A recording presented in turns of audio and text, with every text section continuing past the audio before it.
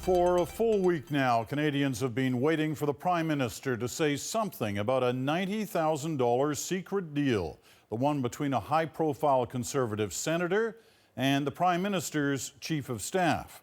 The Senator, Mike Duffy, has since left the party. The Chief of Staff, Nigel Wright, then quit his job. This morning, with members of his party looking for accountability, Stephen Harper spoke publicly.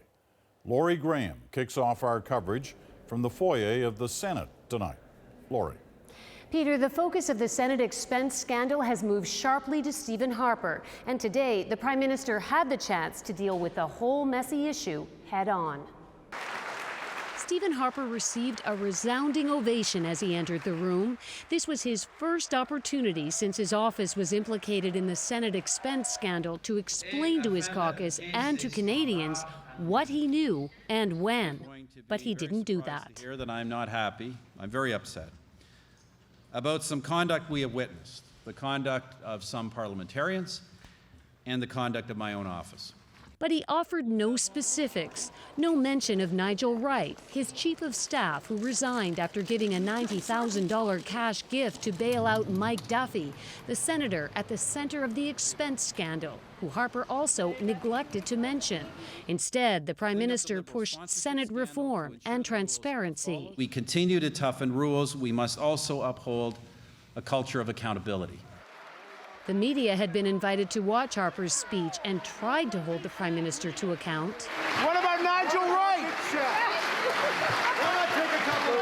MPs and senators drowned out reporters' questions. And when the room finally settled, reporters tried again. Can you take some questions, please? Can you take some questions, please? Harper refused to answer a single question. Thanks, everyone. Okay, guys, let's go.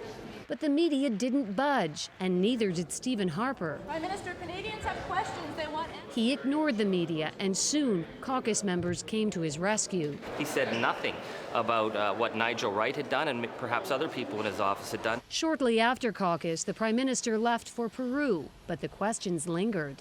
Will the Prime Minister call in the RCMP and release all documents related to this secret backroom deal? The Prime Minister, I think, has been very clear that he was not aware of the payment until last week after it had been reported publicly in the media. But Harper didn't say that publicly today. Instead, he let his MPs defend him in question period. This Prime Minister is in it up to his neck, and the members opposite know it. Some Conservatives tried to take the heat off the Prime Minister and deflect the blame back to the Senate. I think anybody who comes to Ottawa who doesn't respect taxpayers' dollars should leave. Those senators have done something wrong. They have to pay a price, so you do not take money away. If that's the case, they should be gone, fired, and forgotten. The Ethics Commissioner announced today she's examining Nigel Wright for conflict of interest. Stephen Harper may be gone to Peru, but this story isn't going away. And neither are those key questions, Peter. What did Stephen Harper know, and when?